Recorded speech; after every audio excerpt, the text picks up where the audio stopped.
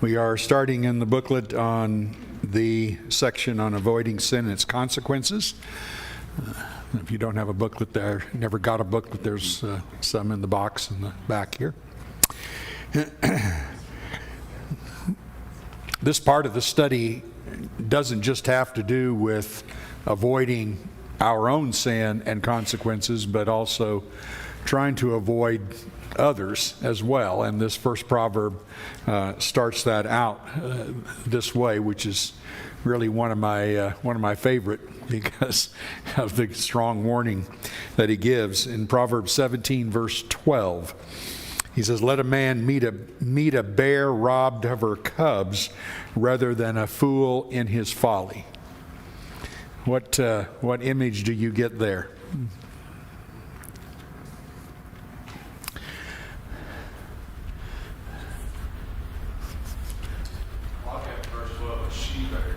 Yeah, the ESV has she bear, right. Would paint a picture of us about as bad as it is. Yeah, that's right. Nothing you want to run into. I remember a friend of mine and I were dirt bike riding. We got to the top of a real tough hill and took a break. I got off the bike and I looked out there, and I don't wear glasses when I ride, so I wasn't real sure, and I just see this little black ball roaming around, and I looked at Ross and I said, "Is that what I think it is, a little cub, a bear cub?" And he says, "It certainly is." I said, "Where's Mama?" We didn't rest long. We got out of there. You do not want to mess with a mama bear when her cub is around. So it's that kind of thing. Yeah, Mark. Better to fight physical death than fight with a foolish man. Okay, better to fight with the possibility of physical death than with a foolish man. Good. Yeah, I mean, you just realize, and sometimes it's hard for us to maybe see that because we're looking at flesh and blood human beings, and we always want to think the best of people, and it's hard for us to imagine somebody would be that destructive and stuff. And yet, when you get around somebody who constantly makes foolish and self-centered decisions and acts in that way, the destructiveness of that individual is widespread. And there's no just like a she-bear is not going to be reasoned with, and so is this individual. You know somebody that is prone to rash decisions, but it's never his fault, and whoever's near him is probably going to have at least collateral damage. Right. But he might turn on you and say, "Wrong me." It's like the kids that you were talking about. Right. You walk into a room and there's something wrong, and not me. It's always somebody else. That's right. So anyway, strong warning just of the unreasonableness and the things that can happen. Ecclesiastes 10:1 talks about just a fly in a very precious ointment can just ruin the whole thing, and one fool can ruin much wisdom. And so there's constant warnings about that. All right, let's look at the next one here, Proverbs 22 verse 8. "He who sows iniquity will reap sorrow, and the rod of his anger will fail," or be destroyed. ESV renders, "Whoever sows injustice will reap calamity, and the rod of his fury will fail." All right, so here is a principle concerning a person who sows injustice and uses a rod of anger or a rod of fury. Can you figure out the kind of person this is? Can you give a brief description of this individual and what he or she is doing?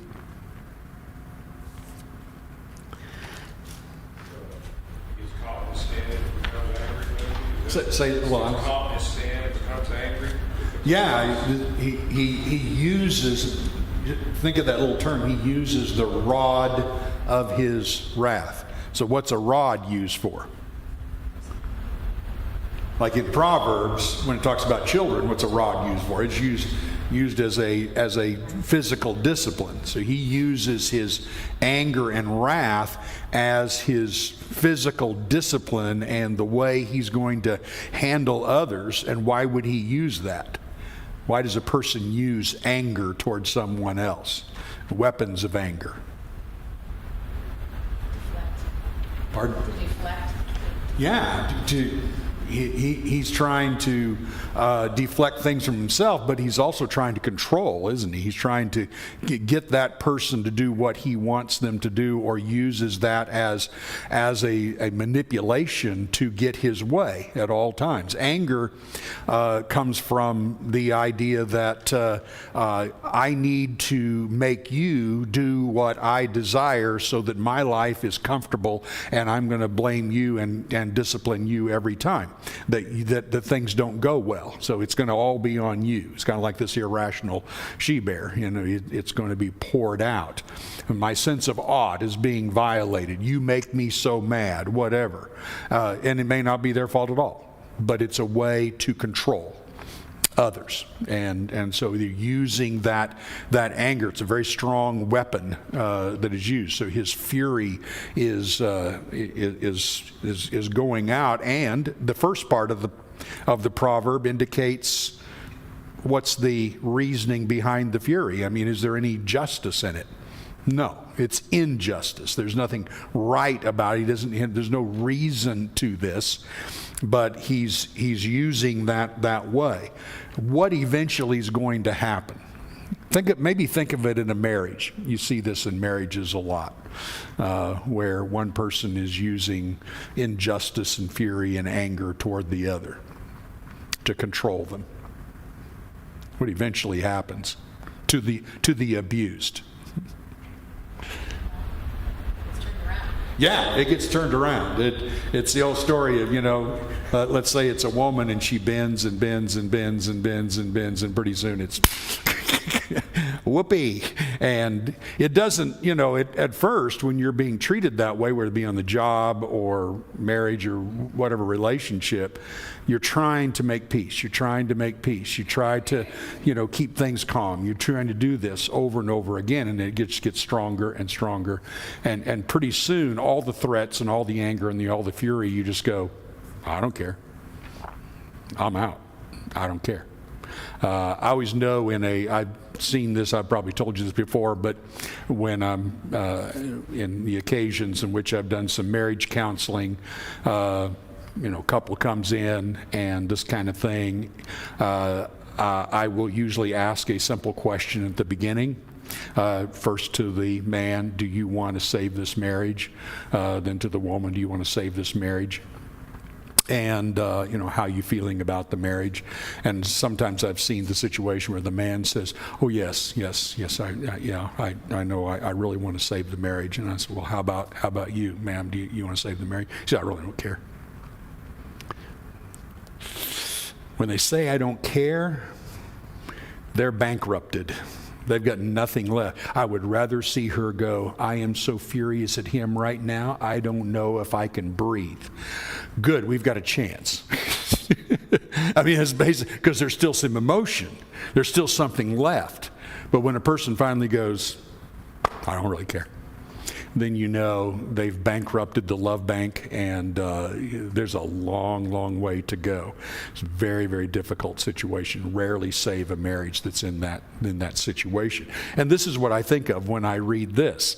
What's the end result is the calamity is going to return on the abuser. It's all going to come back down on them, and then they're going to come to the point where they're going to hit bottom and feel very badly of what they've lost, what they've done, or the calamity, just their own life. They're ruining their own life in a complete way. So this, obviously all of these things we see in Proverbs, what does he keep doing? Act this way. Here's going to be the general end result of that. And there's a very strong warning about how that end result is then going to take place. Any other thoughts on that? Okay. Take a look then, another side of this coin of avoiding being self-confident. And this turns it back on ourselves and how we see ourselves and how we keep ourselves from that kind of calamity that can take place. So 16 verse 2, all the ways of a man are pure in his own eyes, but the Lord weighs the spirits or the motives. Okay? Take the first part of it. All the ways of man are pure in his own eyes. What do you think? What's the general way that we maybe live our life and go through the way we think about things? We tend to put more weight on the sins that we don't struggle with. Okay. It's much easier to feel like pick on things that are not difficult for you. Yeah, exactly. It's really easy to concentrate on the things we're good at and kind of throw in the background anything we're weak on or not good at, and we will judge and weigh ourselves by the positives. And other people may see the positive, but they're also seeing the negatives, and we as individual, we don't want to look at that part of it, and so we can avoid that. That's definitely one of the big things that he's hitting here. Good observation. You can think of something else that would go along with that. It's really easy to justify yourself to yourself. Yeah, that's really easy to do.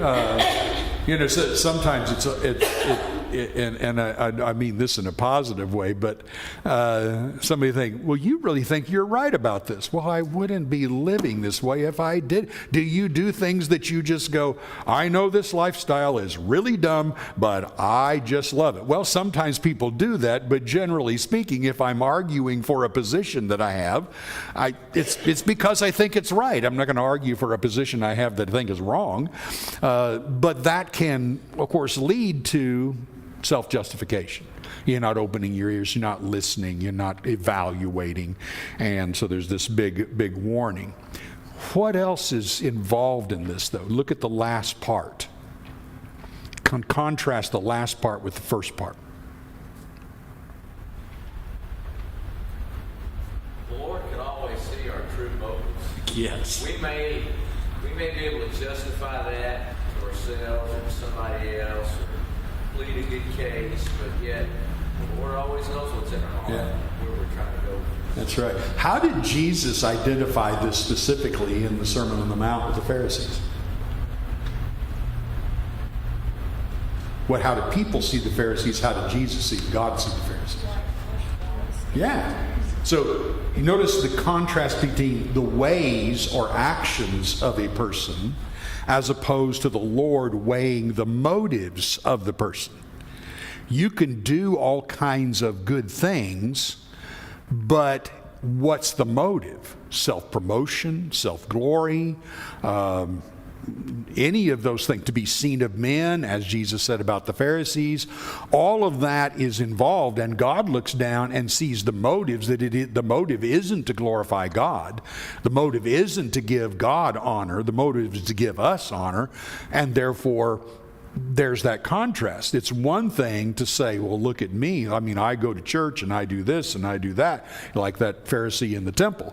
Here's all the things I do. Well, but what is the motive for this? Is it because you love God and you want to serve God, or is it because you want to look good around other people? And you don't want friends and acquaintances that you have known since you were young to think you are unfaithful or fallen away or any of those things. So you stick with it and show the outward look. But the Lord knows. The Lord knows the motives. So that's strong. Mar, yeah. We may feel pure. I'm sure Saul felt pure. Yeah. But that has no bearing in the judgment. Our feelings of righteousness Exactly. are not anywhere comparable to God's righteousness. That's right.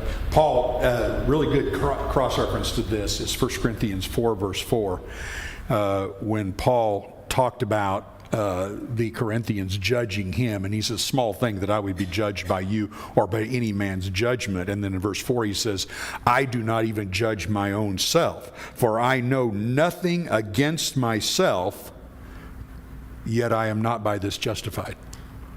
He says, I'm not aware of anything in my life that I'm continuing to practice that's wrong. I'm not aware of anything, but that does not justify me. The one who passes judgment is the Lord. He's the one I have to answer to, not my own judgment, not my own way of seeing things. So that makes strong sense there. Yeah, Louis. You think that might have been why they fasted? Was it telling people to fast? Well, part of it, there was a good reason to fast, and there was a bad reason to fast. And the good reason was to obviously prepare one's heart to draw closer to God, etc. The not so good reason was the Pharisees, where they'd walk around holding their stomach and go, "Oh, I'm fasting today, and it's really rough, I'm so holy, I'm so righteous, look at me, I'm fasting." And they had a practice of fasting on Monday and on Thursday. And they would fast from 6 p.m. to 6 p.m. By the way, easiest fast you can do. You can eat dinner at 5:45 and get done by 6, and then you can make it all the way to 6:01 the next day, and you only miss 2 meals. There you go. I'm not putting that down. I'm just saying they would honor themselves with that, and condemn others who didn't do it. And that was just to be seen by them. So, Paul's statement I've always thought was really good there. The warning of judging self by our own standards, and or by standards of look at me compared to you, and I think I win. Some silly thing like that. Pardon? Louis had something. No, he just said. He had his hand up. No, he's just waving at me, I think. Did you have something? No. I didn't think so. Yeah. Okay. Chapter 14, verse 15 and 16. The simple believes every word, but the prudent considers well his steps. A wise man fears and departs from evil, but a fool rages and is self-confident. All right, again, keeping us from bad consequences of foolish decisions. What is the difference here between the simple and the prudent?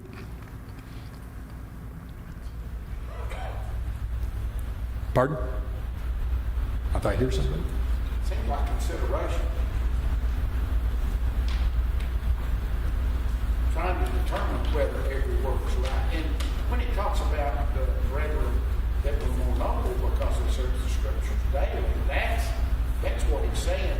You don't trust anything anybody says. A simple person will follow somebody in everything he ever does in the wrong direction if he doesn't at least think about it and consider, could they be saying this for another reason?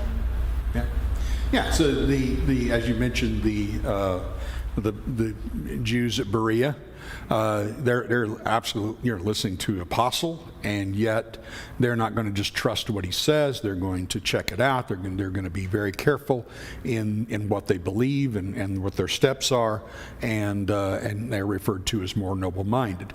The simple, the inexperienced, those who aren't careful in how they evaluate things, are just going to believe whatever comes along. I love what Paul said in 2 Corinthians. He says, somebody comes along and preaches a different Jesus than I preach, a different spirit, brings a different doctrine. You'll accept him gladly. I preach to you the gospel of God, and you just, go cuckoo. It makes me think about social media and how we're always, it's so easy for people to just believe anything they hear or read and get mad about it. They're elated to get mad about something instead of considering all the possibilities of what might be wrong with what you just read or heard or whatever, and thinking about the consequences of spreading that. Exactly. So watching also what you say, and that kind of fits the person at the very end of verse 16. The fool rages and is self-confident. He just can pontificate about anything that he doesn't know a thing about, and think he's so smart.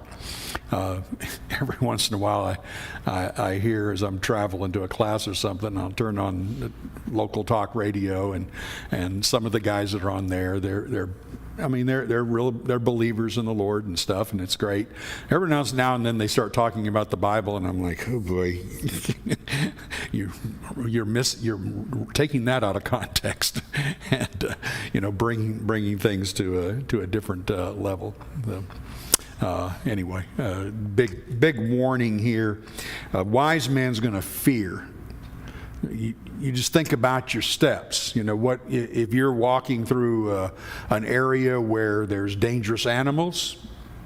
You're going to be watching, and you're going to be fearful, and you be careful about your steps. You can be looking at, well, that's the way life is.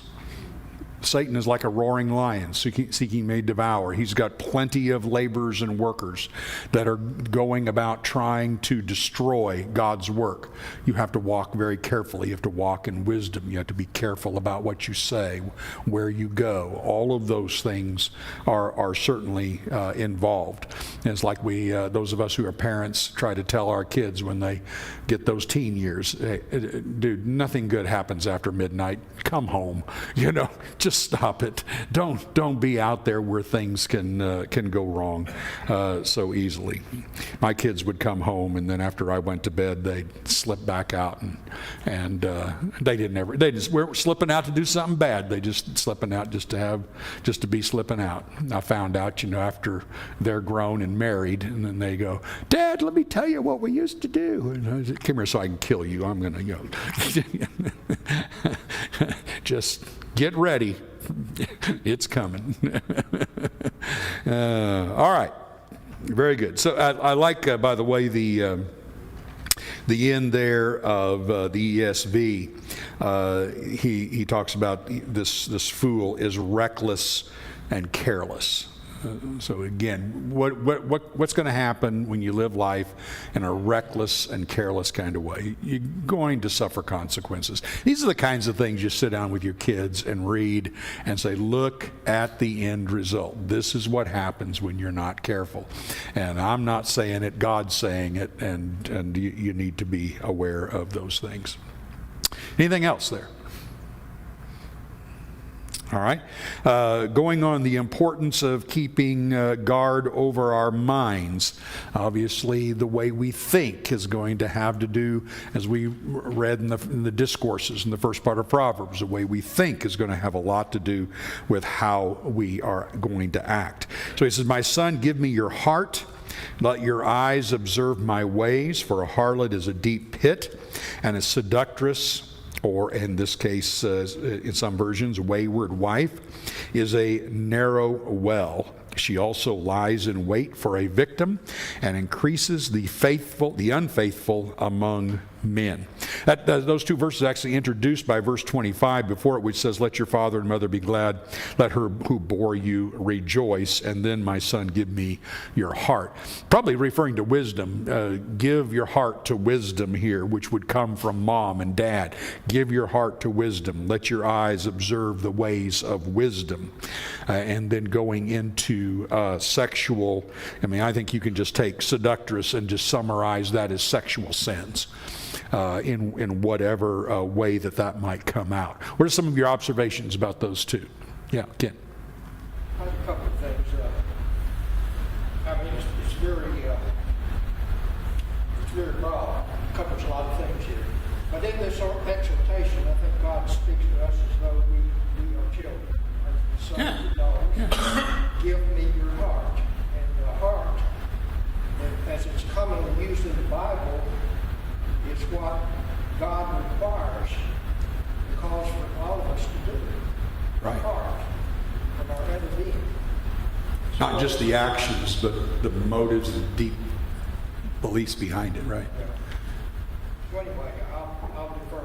No, that's Other comments to other parts of it. right. Gets into some But that's right. To protect yourself against this immorality, you've got to give God your heart. You cannot let your heart, your mind, go off into these other things. Exactly. So that's where your heart has best protection you have. Is having your heart then with God. All right. Good. What other observations you have with this? We have to be on the defensive to sexual sin because it is predatory. Good. So you're someone seeking a victim. Good. So you can't be neutral to its existence. Excellent. Yeah, this is sexual sins are predatory. That's exactly right. And no matter the origin of it, where it comes through it, it's predatory. It's the reason Paul in 1 Corinthians 6:18 says, "Flee, run, get away from sexual immorality," just like you would flee and run from a predator animal. You need to get away from this. It's extremely dangerous.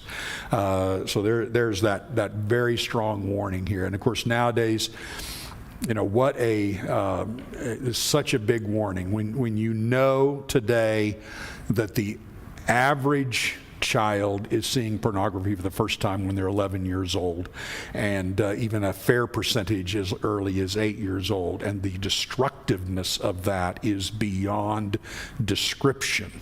And it just tells us all as parents and adults to really, really guard our children's minds, obviously guarding our own minds as well. And as Ken was saying, I don't care how old you are, how young you are, this is a powerful, powerful predator, and we have to really do everything we can to avoid it.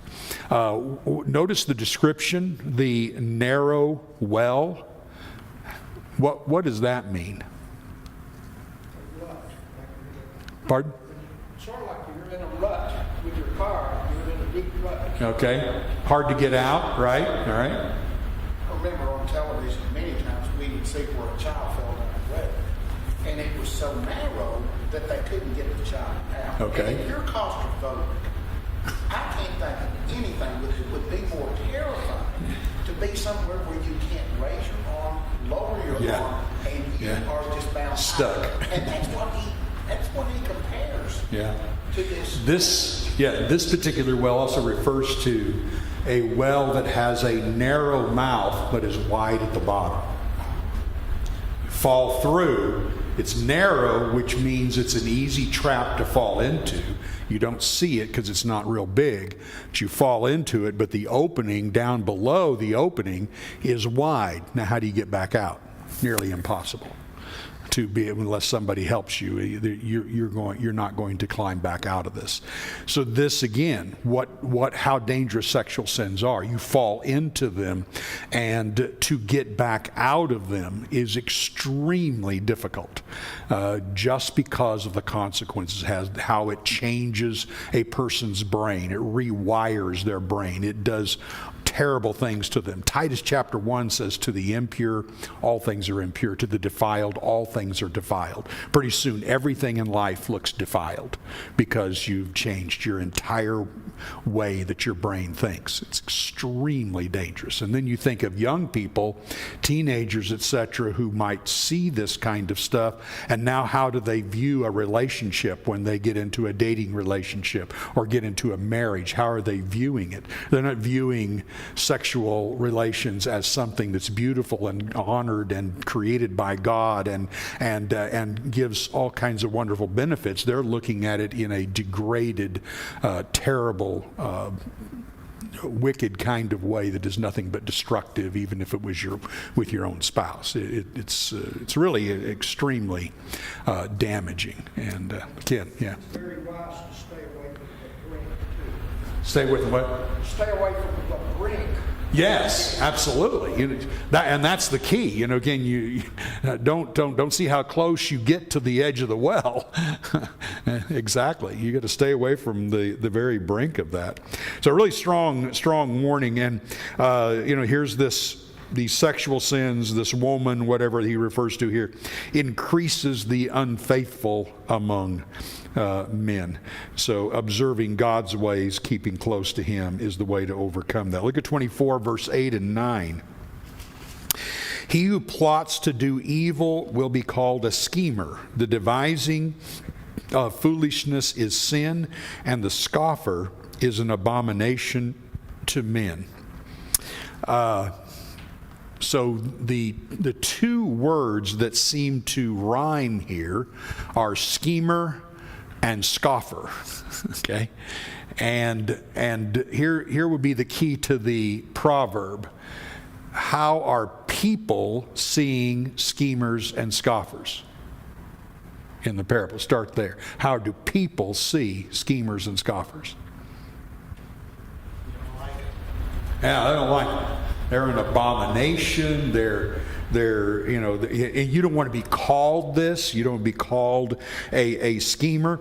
Looked up schemer, and schemer, the word refers to somebody who is, quote, a lord of mischief, an owner and possessor of mischief.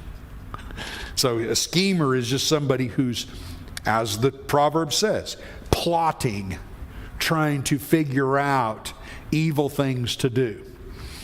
How much do you think we accept that there are just people who do that, who just plot to do evil things? When something really bad happens, go ahead, Joe. So Jezebel comes to mind for me. She was constantly contriving evil things for Ahab. Right. To get himself to do it. He just pursued it. Pursue it. Right. Probably because of a relationship that she had been in the first place. Yeah. She was a schemer. That's right. She was a schemer. I always think of, when something terrible happens, whether it be like the Covenant School or whatever, those things happen. And the first thing people do is they try to figure out now, why did they do this? What were the circumstances in their life that caused them to do this? And my first thought is they were evil people. They filled their minds with evil. They fed the evil. They were evil people. People don't want to say that, though. Oh, no, they were really, that wasn't it. There was something that happened. Maybe it was their upbringing. Maybe it was this. Maybe it was that. Maybe they got bullied. Goodness, I got bullied the whole time I was in school and never crossed my mind to even hurt somebody, much less. Give me a break, kid. I think there's a really good clue on this in the preceding verse that's not listed here. Verse 7, I forget exactly what it says, but it says that this person is not able to achieve wisdom. It's too high for him. Yeah. So he realized he can achieve wisdom, so he gets into this dark or whatever mind, and then he's starting devising evil. That's right. That's right. I think that's kind of the key. Very true. Everybody makes a decision, and I'm not discounting horrible upbringings, things like that, but I have known an awful lot of people. I've had a long conversation with an elder from another church this morning. We met for coffee and we spent 2 hours together, and he just laid out his life story and talk about somebody who grew up in a horrifying family. Whew, and he his point was, look what God can do. I was involved in a lot of different kinds of stuff, self-destructive stuff, but you can still make a good choice. Yeah, even the courts of the land recognize plotting as a different level of committing a crime. So if you premeditate a murder, Much different. It is murder one, and it has a totally different penalty than somebody who does manslaughter by accident. Right. And the results the same. But even in man's judgment, one is worse than the other. Yes. And so God's just saying that there are people out there that act that way. Sins in the Bible that we hear of the men of faith or women of faith in Hebrews chapter 11. Those people were not perfect, but their sins were not necessarily premeditated. Right.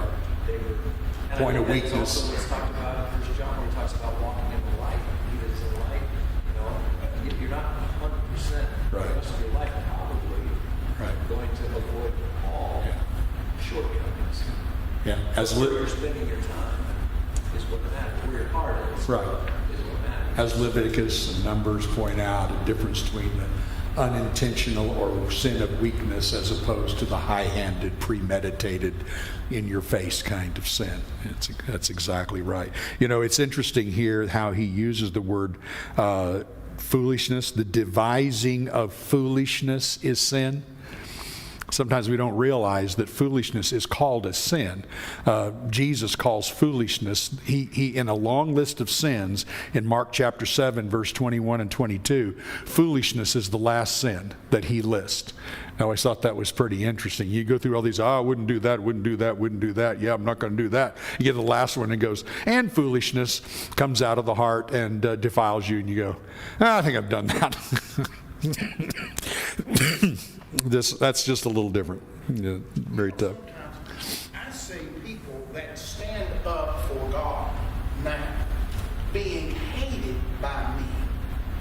when they come to you and they say, well, let's go run off and do this evil, and you scoff at them and say, that is just crazy talk. And then I think when Job, when his wife came to him and was railing at him for just not giving up, he says, that's crazy talk. And I think it's sometimes if you are standing up for God and somebody hates you for it, and you say, it's just crazy to do what you say.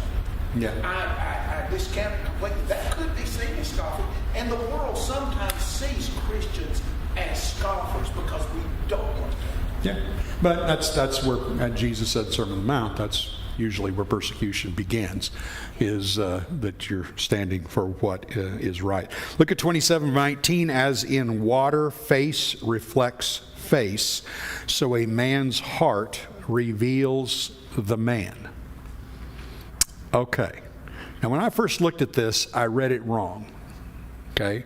I read it as if it's talking about how you would see somebody else.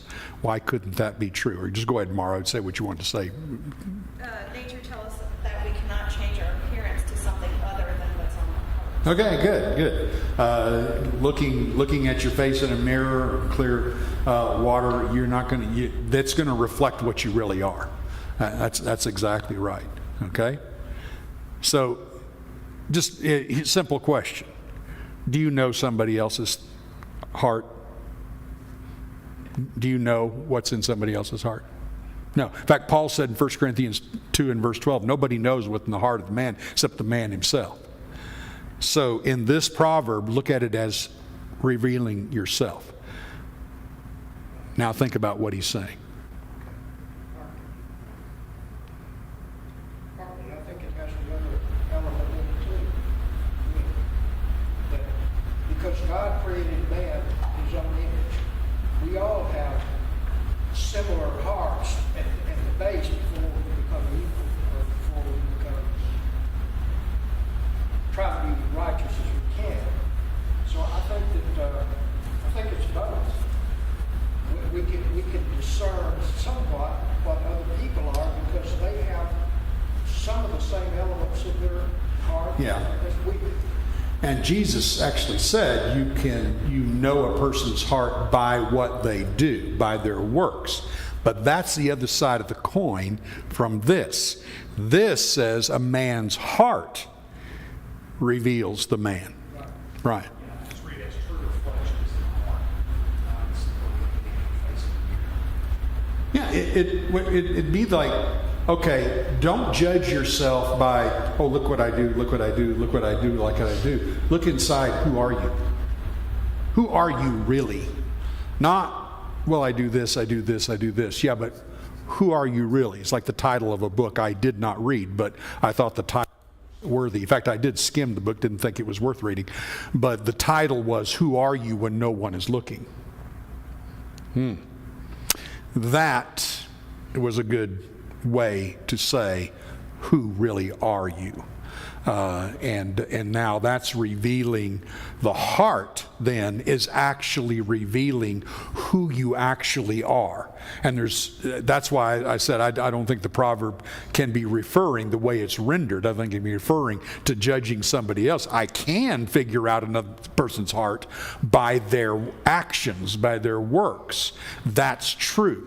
But in this case, he's saying your heart is what tells you who you really are, not your outward reflection. That's not what tells you.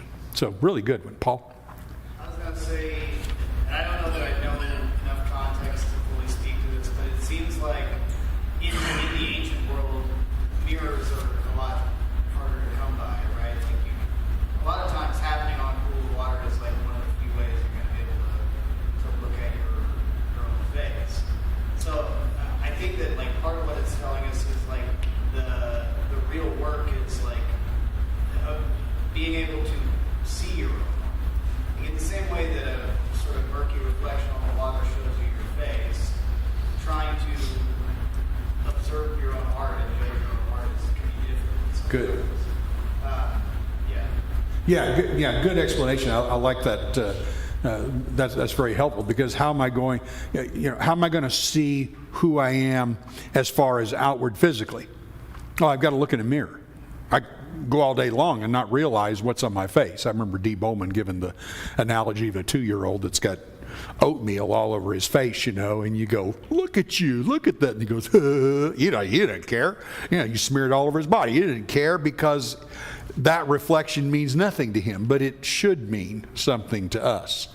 And we have to look deeply, more than just a physical mirror. We've got to look deeply in order to evaluate our own hearts. So that's a very important part of that, certainly. Going on to chapter 18, verse 13, and here's the part about, okay, yeah, we do mess up, but the need to learn to change this. Proverbs 18:13, he who answers a matter before he hears it, it is folly and shame to him. Okay, what is a guy doing when he's answering something before he hears it?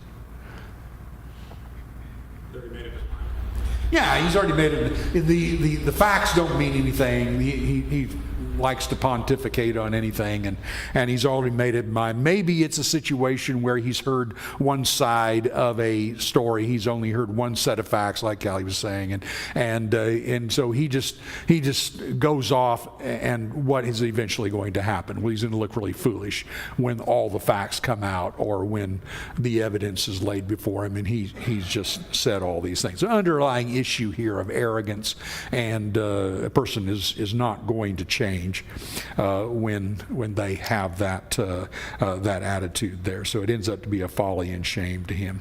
Proverbs 27:6. I want to get this in before we close. Faithful are the wounds of a friend, but the kisses of an enemy are deceitful. The ESV, faithful are the wounds of a friend, profuse are the kisses of an enemy.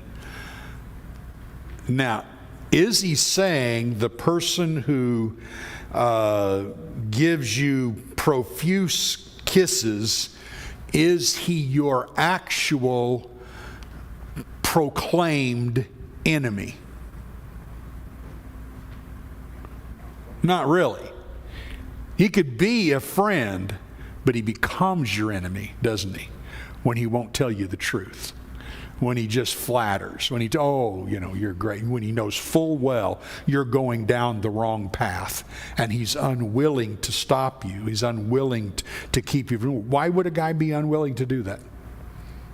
Why are we sometimes unwilling to confront? I think is that the person that's telling you these things may want to make himself feel better. May want to say, oh, you're doing okay, you're doing okay. Sure. He's not doing okay. Right. Yeah, that's exactly right. And he's, he wants to, I feel like if I'm a good friend, I'm going to support you and all this. Well, you don't support somebody in a direction that they're going that is wrong. I used to be so frustrated years ago when I was in California, a group of young people in the church that were like 18 to 22, and they would know that one of them was going into deep sin. And they wouldn't confront them, and they wouldn't tell anybody, and they wouldn't do anything until it finally got so bad that then it came out. And by that time, the person's so callous and sin, you can't bring them back. And I had long talks with these kids and going, would you just please have a little bit of love for somebody, soul, instead of your own, friendship and being in the in crowd and all of this and watching this person go off the deep end? So in Hebrews chapter 12, I think, is where the writer expresses that if God didn't discipline you, then it would not be true love. That's right. It would be as if you were an illegitimate child. Exactly. Because a true father disciplines their children. And I think the principle behind this is, if someone truly loves you and cares about the future, they may say some things that sound hurtful, but they're well meaning. That's right. I read someone that says, you should ask for more friends that are know you. Yeah. And he describes it as wounds, but it's actually something that turns you away from something much, much more difficult. All right, next week we will look at the dangers and benefits of friendships. Dangers and benefits of friendships. So take a look at that.